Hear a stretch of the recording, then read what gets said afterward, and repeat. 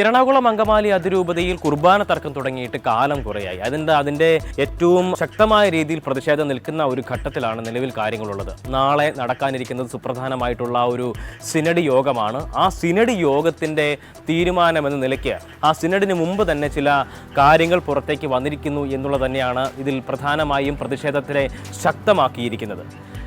നാളെ നടക്കാനിരിക്കുന്ന സിനഡും എറണാകുളം അങ്കമാലി അതിരൂപതയിലെ കുർബാന തർക്കവുമാണ് ഇന്നത്തെ കാര്യം.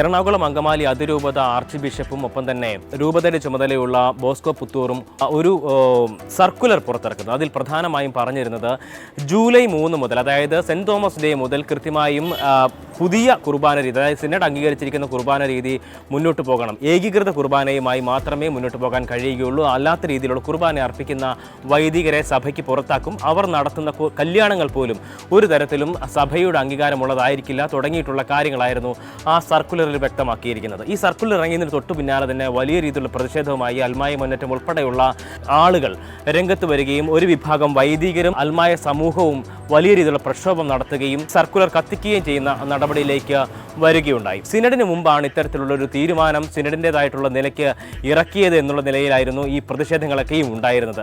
സിനഡ് ചേരുന്നതിന് മുമ്പ് എത്തരത്തിലാണ് ഇങ്ങനെയൊരു തീരുമാനം എടുക്കാൻ കഴിയുക എന്നുള്ള ചോദ്യമാണ് പ്രധാനമായും ഉന്നയിച്ചിരിക്കുന്നത്. എന്തായാലും സിനഡ് നാളെ നടക്കാനിരിക്കുകയാണ്. നാളെ വൈകുന്നേരം 6 മണിയോടുകൂടി ആരംഭിക്കുന്നത് ഓൺലൈനായിട്ടുള്ള സിനഡ് തന്നെയാണ്. ഏറ്റവും പരമപ്രധാനമായിട്ടുള്ള ഒരു സമിതി തന്നെയാണ് സിനഡ് എന്ന കാര്യത്തിൽ തർക്കമില്ല. ഇത്തരത്തിലുള്ള തീരുമാനങ്ങളൊക്കെ എടുക്കേണ്ടതും സിനഡ് തന്നെയാണ്. അപ്പോൾ ആ സിനഡിൽ ഇനി എന്തൊക്കെ തരത്തിലുള്ള ചർച്ചകളാണ് ഉണ്ടാകാനിരിക്കുന്നത് എന്നുള്ളത് തന്നെയാണ് ഏറ്റവും പ്രധാനമായി ഉയർന്നു വരുന്ന ഒരു ചോദ്യം.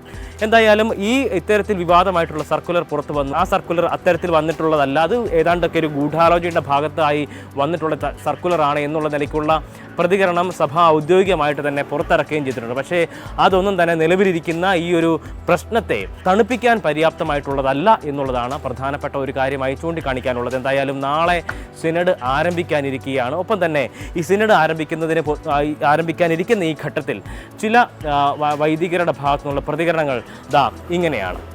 എറണാകുളം അങ്കമാലി അതിരൂപതയിലുള്ള വിശ്വാസികൾക്ക് ജനാഭിമുഖമായ കുർബാന അർപ്പിക്കാനായിട്ട് സാധിക്കുന്നില്ല എന്ന് പറയുന്നത്, അത് കൊടുക്കില്ല എന്ന് പറയുന്നത് ഏറ്റവും സഭയിൽ നടക്കുന്ന ഏറ്റവും അനീതിപരമായ ഒരു സമീപനത്തിൻ്റെ ഭാഗമാണ്. നമുക്കറിയാം ഇതിൻ്റെ എല്ലാം പിന്നിലുള്ളത് എറണാകുളം അങ്കമാലി അതിരൂപതയിൽ നടന്ന ഭൂമി കച്ചവടമാണ്. അതിനെതിരെ യാതൊരുവിധ നടപടിയും നടന്നിട്ടില്ല. സ്നേഹത്തിൻ്റെ ഏറ്റവും ഔന്നത്യം നിറഞ്ഞു നിൽക്കുന്ന, സ്നേഹം നിറഞ്ഞു നിൽക്കുന്ന ഒരു കാര്യമാണ് കുർബാന എന്ന് പറയുന്ന ഘട്ടത്തിലും ഇത്തരത്തിൽ കുർബാനയുടെ പേരിൽ നടക്കുന്ന ഈ വലിയ രീതിയിലുള്ള പ്രശ്നങ്ങൾ സഭയ്ക്കുണ്ടാക്കിയിരിക്കുന്ന ക്ഷതം അത് ചെറുതല്ല എന്ന കാര്യത്തിൽ തർക്കമില്ല.